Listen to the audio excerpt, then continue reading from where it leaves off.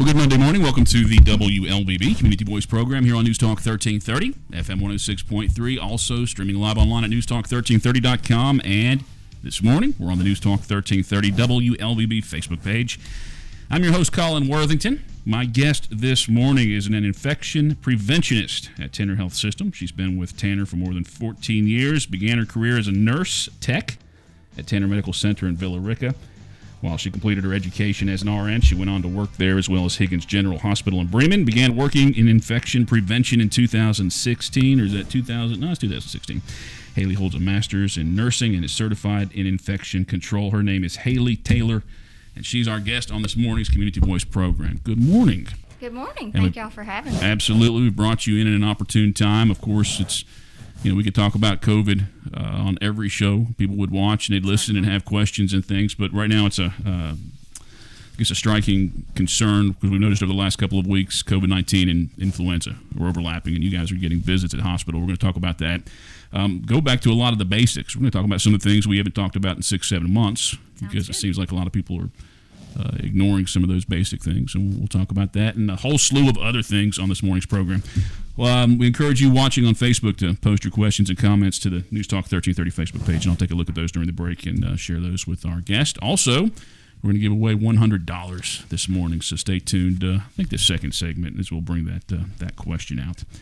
But again, Haley Taylor is our guest. Well, let's talk about it. We're seeing the overlapping right now with flu and COVID. How's it affecting the hospital right now? So I think that the concern definitely back through November was we may see patients that have co-infections, meaning that those patients have both flu and coronavirus. And the concern there was that could be very detrimental to patients, being as how, COVID is very new to the immune system, and to have two infections at one time we don't want any infections, of course, but to have two at one time would be a very bad recipe for the patients. So, well, elaborate on that a little bit. I mean, it's new to the immune system. Obviously, it's been out there. What kind of effect? What does that mean? It's new to the system. How's it hurting us even more? So when we talk about coronavirus or COVID-19 specifically, there are coronaviruses that have been in circulation for many years that cause things like the normal cold. But now we have this novel coronavirus, meaning it's new. And I think now, 9 months into this thing or 10 months, wherever we are, we don't really think of it as new. But for people who've never had it, it is definitely new to the immune system. So that's the issue, and has been the issue all along with treating COVID-19, is no one's ever had it before, this particular strain of coronavirus. So to have a new virus that your immune system has never been exposed to, and then to have flu on top of that, could be very detrimental. So the overall goal was to make sure that we are decreasing risk for not only coronavirus in our community, but also of coronavirus plus flu, or even flu alone. Mm-hmm. And there's definitely some basic ways that we can continue to do that, and definitely need a tightening up of some of those preventative measures out in the community. So flu season itself, I guess officially, is it October or November when it kind of kicks in? Flu season officially is October to mid-May. Mm-hmm. So we are a couple of months into flu season at this point. We are seeing fairly low levels of flu in our community, so that's a very good thing, but I do not want to remove caution when I make that statement. So we want to make sure we continue to do all the things to prevent both of these infections so that those levels do remain low. As far as seeing less flu, why do we think that is? Masking, hand hygiene, social distancing, those things that we're supposed to do on a daily basis are definitely impacting those numbers. However, we have certainly seen in the community a loosening up of those things. So we want to bring focus back to the basics. So making sure that everybody is washing their hands properly. That means 15 to 20 seconds when they're using soap and water. If you're using alcohol-based hand rub, you should rub that until it's completely dry. I know, people have this in their cars. People are carrying hand sanitizer unlike they did before coronavirus. So just making sure that we're getting back to that, making sure we're using hand sanitizer before we touch our face or our mask, and washing our hands at appropriate intervals, and then social distancing, of course, making sure we're not gathering in large groups without masks and things of that nature, and that should just be avoided. Do you talk to the patients when they come in, and if they've tested positive for COVID, are you having communications with them to find out if they were mask wearers or if they were? Infection prevention does not discuss that directly with the patients. That's more of a public health function when they do their contact tracing with patients who are COVID positive. They would ask those types of questions. I gotcha. Well, let's look at the symptoms of flu and COVID, and try and differentiate them if you can. I mean, imagine anybody who feels any kind of symptoms at all right now is automatically thinking it's COVID, but differentiate those for me. I think that is a big issue when it comes to COVID-19 because it does mimic so many other things. I mean, it can mimic a sinus infection. It can mimic the flu. The big definer, so we'll go through COVID symptoms. We'll just start there. The symptoms are fever or feeling feverish with chills, cough, shortness of breath or difficulty breathing, being tired, having a sore throat, runny or stuffy nose, muscle pain or body aches, having a headache that's not normal for you. And then some people have even GI upset. And all of those, and that meaning nausea, vomiting, things like that. That is very similar to what you would experience if you had the flu. So there is one defining symptom that is different between the two, and that would be loss of taste or smell. That's a pretty characteristic symptom of COVID-19. However, not all patients with COVID-19 have loss of taste or smell. So you can see that it puts us in a situation to where we think maybe it's our normal sinus infection that we have every year. So what we would recommend is that you contact your provider and see if they think that COVID-19 or flu testing is appropriate for you. It is just so... the lines are blurred between different conditions because the symptoms are so similar. Definitely with that loss of taste or smell being very characteristic. Haley Taylor is an infection preventionist at Tanner Health System, our guest on this morning's Community Voice program. As far as taste and smell, are you coming across people who, even after they've experienced it and gone through it, in theory they've got all symptoms gone away, that they're still without taste and smell? That is very accurate. So the loss of taste and smell can actually persist for even months after the infection. So it just depends on the patient as to how these symptoms resolve or get better. Especially the taste or smell can be an extended symptom. We see, Facebook posts. We're talking about comparing the flu and why are we not so worried about the flu, but we're more worried about this? I mean, is one more life-threatening than the other? I would definitely say that COVID-19 is more life-threatening than the flu. We do have, every year there are deaths from the flu, so I'm not discounting the seriousness of the flu. However, we have seen patients be sicker with COVID-19 than what we were seeing in our previous flu seasons alone. So we certainly want to make sure we continue to do everything that we need to do to prevent both illnesses.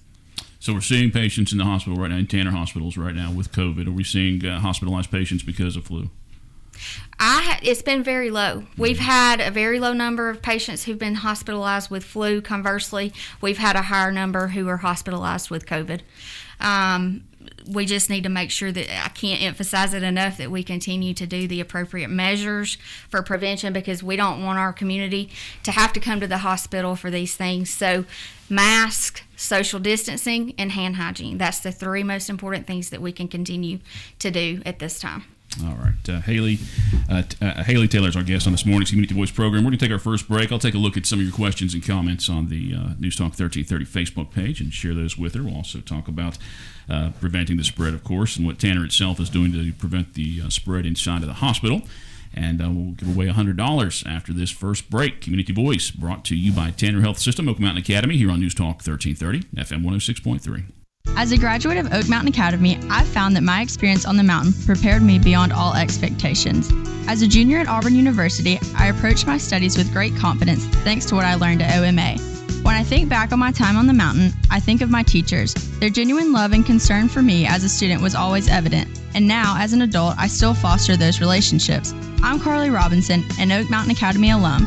Visit oakmountain.us to see how you can offer your child an amazing opportunity to be a warrior. For more than 70 years, you have turned to Tanner Health System for your healthcare needs. As our community moves forward, Tanner is here for you. strong, safe, and close to home. Routine medical appointments, urgent elective surgeries, and imaging are back on the calendar at our hospitals and Tanner Medical Group practices. With the safety of our patients, staff, and community always our top priority. Learn more at tanner.org. Hashtag We Are Tanner Strong. That's tanner.org. Hashtag We Are Tanner Strong.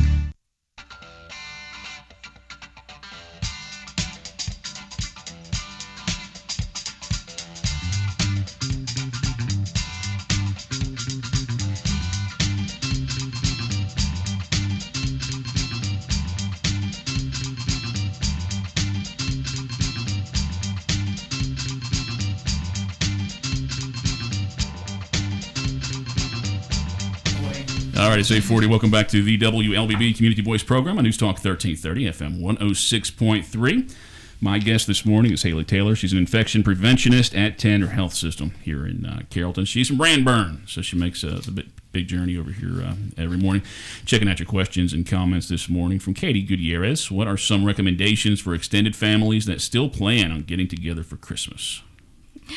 That's a great question. I'm glad that was brought up. So we really don't recommend group gatherings.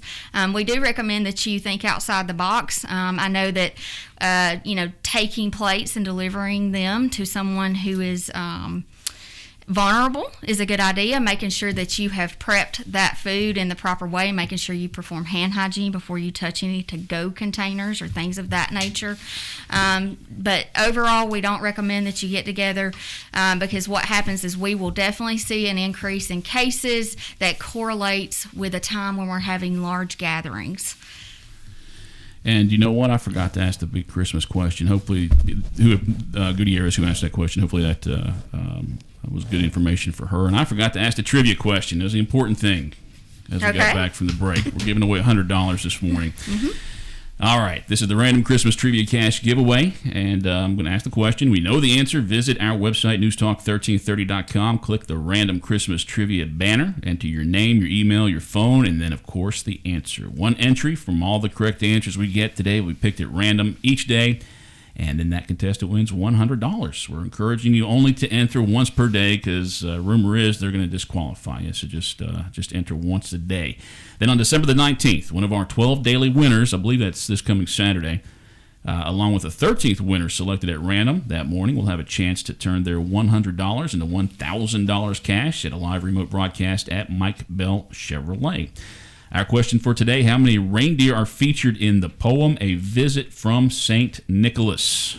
And again, visit our website, newstalk1330.com. Now, I do apologize for changing the subject there, but we got to give away the money.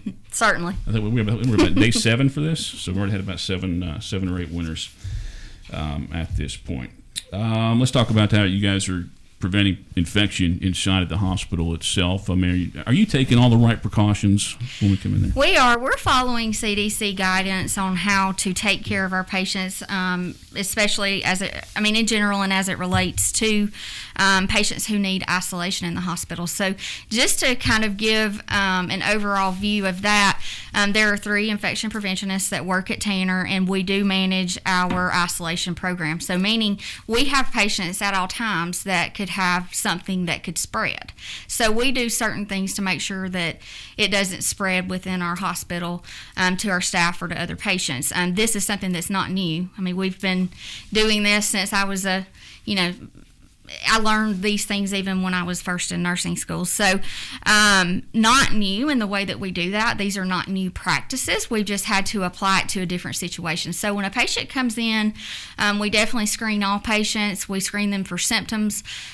We test them if it's indicated, and they go into what we call isolation. So that means they have special room pressures that make sure that the air in their room doesn't mix with the air outside of their room. That's a big part of patients with COVID-19. They do require that negative pressure.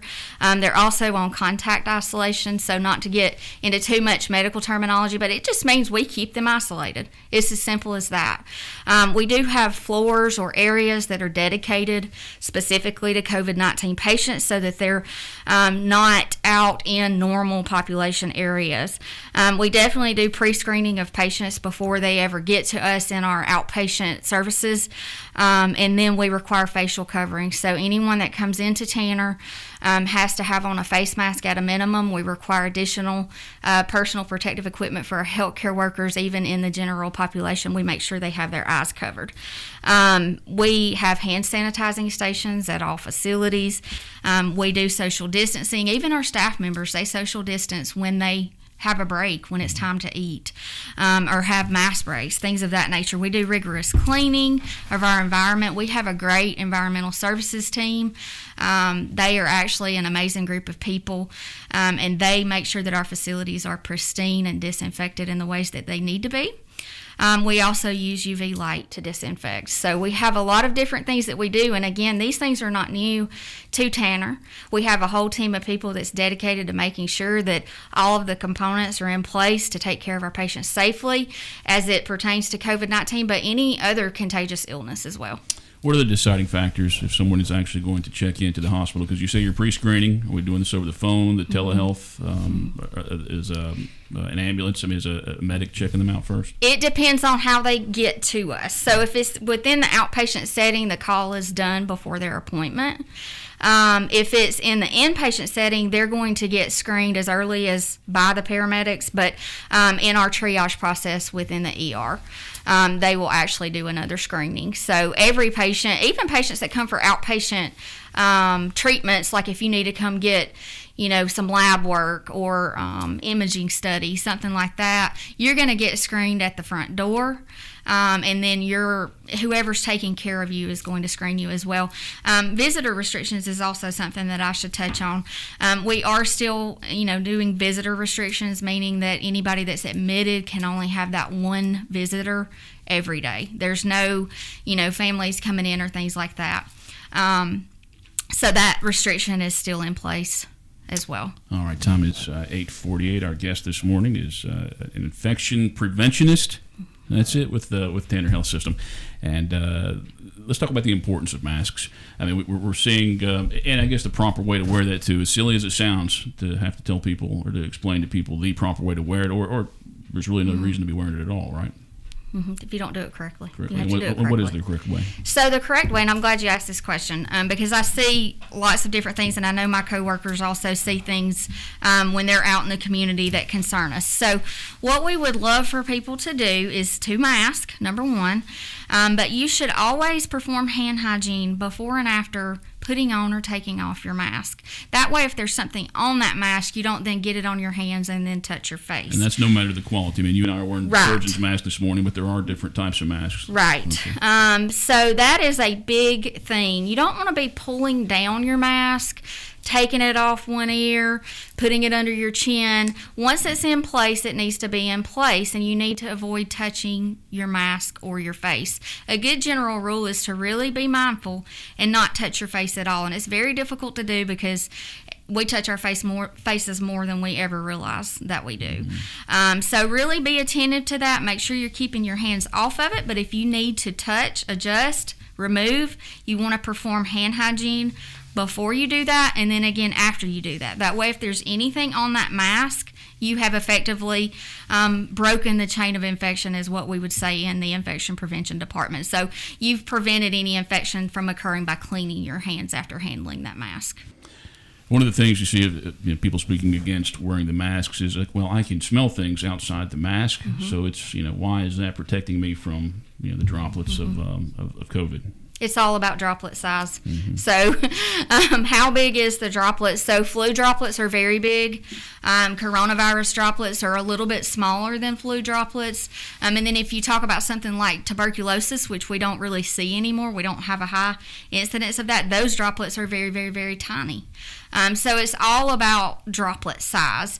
And the mask is effective at preventing the spread of COVID-19 based on the size of the droplets. Haley Taylor, our guest on this morning's Community Voice program. Going to take our final break and come back and wrap up our program as we discuss COVID and flu and how they're interacting, how they're working together this year. Questions and comments, I do encourage you to post those to the News Talk 1330 WLBB Facebook page, and I'll take a look at those during this break and share them with our guest. Community Voice brought to you by Tanner Health System and Oak Mountain Academy here on News Talk 1330 FM 106.3. For more than 70 years, you have turned to Tanner Health System for your healthcare needs. As our community moves forward, Tanner is here for you. Strong, safe, and close to home. Routine medical appointments, urgent elective surgeries, and imaging are back on the calendar at our hospitals and Tanner Medical Group practices. With the safety of our patients, staff, and community always our top priority. Learn more at tanner.org. # We Are Tanner Strong. That's tanner.org. # We Are Tanner Strong. At Oak Mountain Academy, our daily schedule includes convocation, prayer, and the Pledge of Allegiance. By doing so, we build a family-like community where all students grow and flourish and personal faith is encouraged. Through community service and a historical approach to biblical study, our students are taught the value of the warrior way, honesty, respect, and responsibility. Oak Mountain Academy. We are a family creating legacies. To learn more, visit oakmountain.us.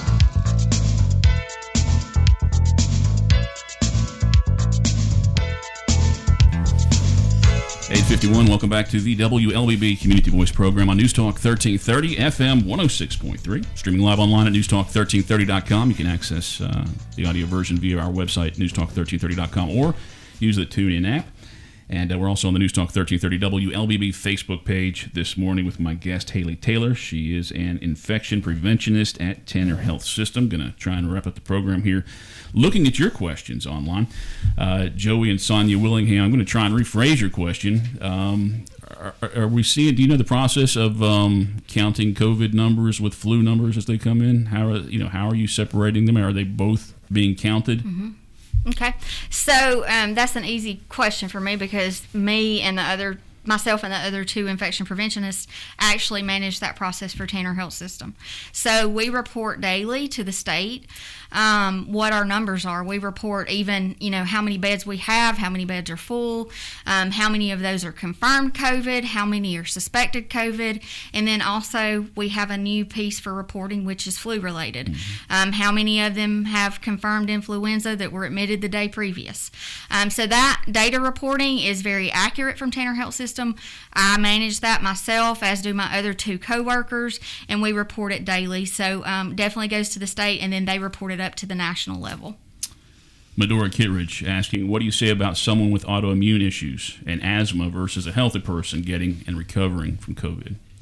I'm sorry, could you repeat the question? I'm assuming it's like this is a more serious issue if you have autoimmune issues or even asthma. Her question is, what do you say about someone with autoimmune issues and asthma versus a healthy person getting and recovering from COVID? Okay, so first of all, we want those individuals, anyone who's immune compromised, we would consider that immune compromised, to continue to do social distancing, strict masking anytime that you have to go out of your home, and strict adherence to hand hygiene. As a recovery, from a recovery perspective, if you've already contracted COVID-19, certainly you will be under the care of your physician who will guide that process for you, but it does take a longer time for you to come out of quarantine. Those who are under quarantine or isolation for COVID-19 who are immune compromised have to do greater than 20 days from their symptom onset date because you can actually be contagious for longer. Certainly we want to make sure that anybody with those conditions is in frequent touch with their healthcare provider and that all measures are continued even after. If you've contracted it, we don't understand immunity and exactly how long immunity for COVID lasts. We have had some cases very limited where reinfection occurred, so we want you to continue to do all the things that we've talked about on this program today. You mentioned quarantine. Kathy Smith asked a question about quarantine. What is the normal quarantine process right now? Is it 10 days, 14 days that they're suggesting? So if you're quarantining because you've been exposed to a COVID-19 case, that's actually a 14-day quarantine. So a lot of people get them confused. When you've actually had COVID, the quarantine criteria is a bit different. So for someone who is positive for COVID-19, it's going to depend on when your symptoms started. It will be a minimum of greater than 10 days from your symptom onset. And then you also have to have improved symptoms and not have a fever for 21 24 hours before you can end your quarantine or isolation period for those patients. So it gets a little bit difficult and specific. So I really encourage people, if you have those types of questions and you have COVID-19, we want you to contact your healthcare provider and make sure you've understood those the things that they've told you to do, because we have to make sure that we're not spreading this out in the community. So if you have any questions about your quarantine, if you don't understand, please contact your healthcare provider. 8:55, and have about 4 minutes left in our program. Blake Witten gives you a big shout out, says thank you for all you do and for working so hard to keep the community safe. So I want to make sure I share that as we roll through here. Larissa Williams says thank you, Haley Taylor. And what do we know about the vaccine at this point? I mean, Catherine Reed asking, will Tanner be given the vaccine? Which Okay. I would say they will be, and to whom and to when. What do we know at this point? Because I don't believe the states issued those guidelines yet, have they? So I do want to start to kind of echo Blake in saying that we are so thankful for all of our healthcare workers. Healthcare workers includes anybody that is a frontline worker that's taking care of those who have COVID-19 and has been impacted by an influx of patients. We know that you're tired, and we just really want to say thank you from the infection prevention team at Tanner to those people. As far as the other question, as far as vaccines, so as an infection preventionist, I'm very, very, very involved in what's going on with the patients that we have in our facility presently, as are the other two IPs. So the vaccine front, we're not as involved in those discussions. However, I will tell you that Tanner is already making plans to receive the vaccine. I know that we have purchased some freezers because they have to be stored at a certain temperature, and that there are talks between our infectious disease doctor, Dr. Laura Larson, leadership at Tanner, and our pharmacy partners, and making sure that once the vaccine is available to us, that we will be able to get it to those individuals. I know that the CDC had decided that frontline healthcare workers and then those in long-term care would be the first to receive the vaccine, but it's still very preliminary from what I know in taking care of our patients at Tanner. So definitely more to come on the vaccine front, but I'm thankful that we've got one now that is approved, and hopefully we'll be getting those sometime in the near future for those at-risk groups. All right, Haley, we're going to wrap up our show here. Got enough questions there, and you've discussed a lot with us. We could reiterate everything we talked about at the very beginning of the program, or is there a message you want to get out that you want to say as we wrap up today's show? For our community, we need you, all frontline healthcare workers, we and the infection prevention team at Tanner and others, we need you to put your masks on. We need you to wear your mask. We need you to avoid gathering in large groups. If you have to gather, social distance, and then we need you to wash your hands. Washing your hands is so important, even in the spread of other illnesses. So just to really re-emphasize those three things, I think is important today. So wear your mask. Thank you. Thank you for joining us this morning and talking about this. And I'm sure people who are watching this morning on the Facebook Live, if you have questions or comments, if you post those on the Facebook, I'm sure Tanner officials will take a look at those throughout the day and answer them to the best of their knowledge. If there are questions relating to the topic this morning, I'm sure they'll do that. Haley, thank you for joining us. Thank you for having me. Absolutely. Before we wrap up the program, in case you joined us and perhaps didn't see the second segment, I want to ask you one more time. Give you a chance to win $100 in the Random Christmas Trivia Cash Giveaway. I'm going to ask you the question. When you have the answer, visit our website at newstalk1330.com. You're going to click the Random Christmas Trivia banner, enter your name, your email, your phone, and then, of course, your answer. One entry from the correct answers will be picked at random today, and then you will win $100. So encourage you to please enter only once, because if they see you've done it twice, they're going to yank your name out of there. So just do it once today. Then this coming Saturday, I believe that's December the 19th, one of our 12 daily winners, along with a 13th winner selected at random that morning, will have a chance to turn that $100 into $1,000 cash at a live remote broadcast, which will be at Mike Bell Chevrolet. Question for today: how many reindeer are featured in the poem A Visit from St. Nicholas? Go to newstalk1330.com right now if you have that answer. And thank you for tuning in this morning to the WLBB Community Voice program. I believe my guest tomorrow is Matt Brass, District 28 State Senator. A lot of things to talk about with Matt, as you can imagine. Hope you'll tune in then at 8:30. Have a great Monday.